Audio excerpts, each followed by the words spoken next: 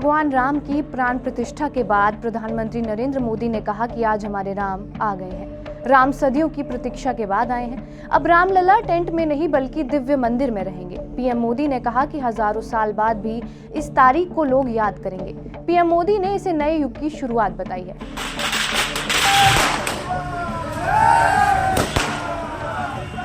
नमस्कार, मेरा नाम है रिया शर्मा और आप देख रहे हैं TV9 भारतवर्ष। चलिए आपको बताते हैं कि पीएम मोदी की स्पीच की क्या अहम बातें रही थी।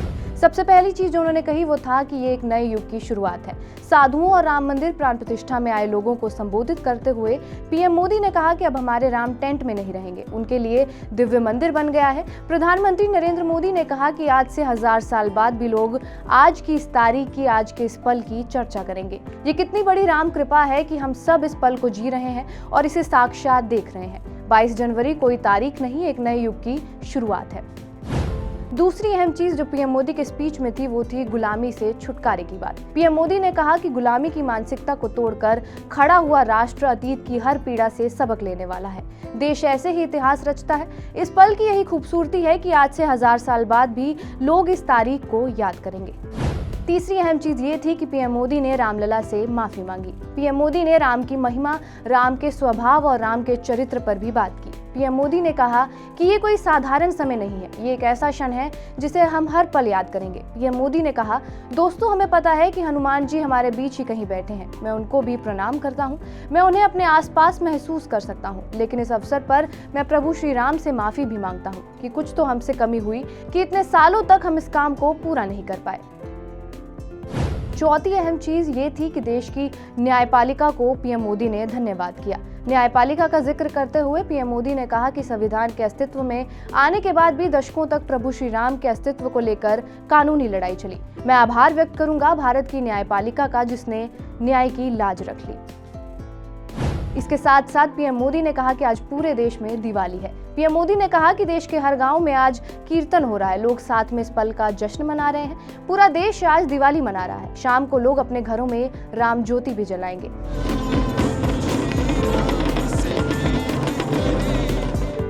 छठी अहम बात ये थी कि 11 दिन का व्रत उनके लिए एक खास पल रहा था। पीएम मोदी ने आज 11 दिन का व्रत भी तोड़ा।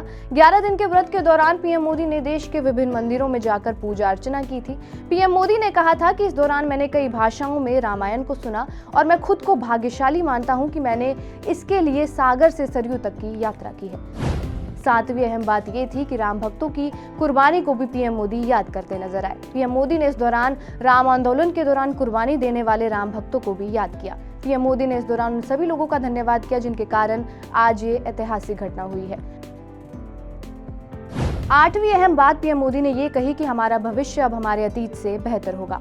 पीएम मोदी ने कहा कि राम मंदिर ये दिखलाता है कि हमारे अतीत से अच्छा हमारा वर्तमान होगा। ये ऐतिहासिक पल सिर्फ जीत ही नहीं बल्कि मानवता की भी एक बड़ी मिसाल है।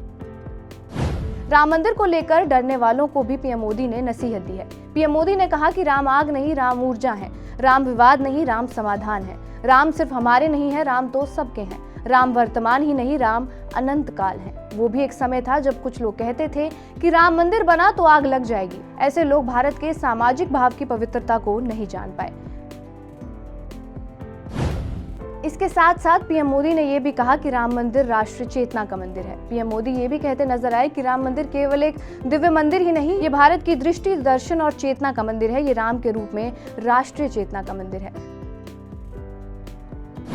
रामलला वसुदेव कुटुंबकम के विचार का भी प्रतीक माना इस मंदिर को। राम मंदिर पर बोलते हुए पीएम मोदी ने कहा कि आज दुनिया के कई देशों के लोग ये कार्यक्रम देख रहे हैं। बाहर रह रहे भारतीय इसका जश्न मना रहे हैं। भगवान राम का ये मंदिर वसुदेव कुटुंबकम के विचारों का भी प्रतीक है।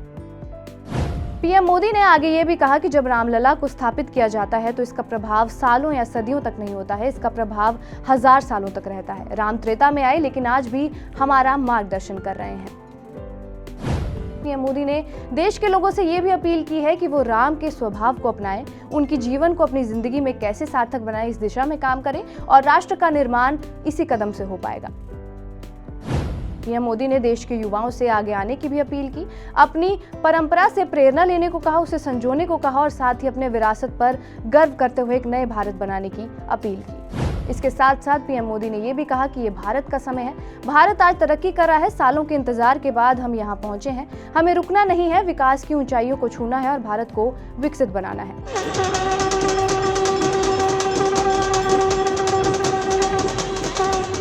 राम मंदिर को लेकर पिछले कई दिनों से तैयारियां चल रही थी। आज ऐतिहासिक कार्यक्रम में रामलला की प्राण प्रतिष्ठा संपन्न हुई। इस पल को दुनिया के कई देशों में लाइव देखा गया। जाते जाते पीएम मोदी ने कहा कि आने वाली पीढ़ियां राष्ट्र निर्माण के हमारे आज के काम को भूलेंगी नहीं। हमें आज से इस पवित्र समय से अगले 1000 साल के भारत की नींव रखनी है।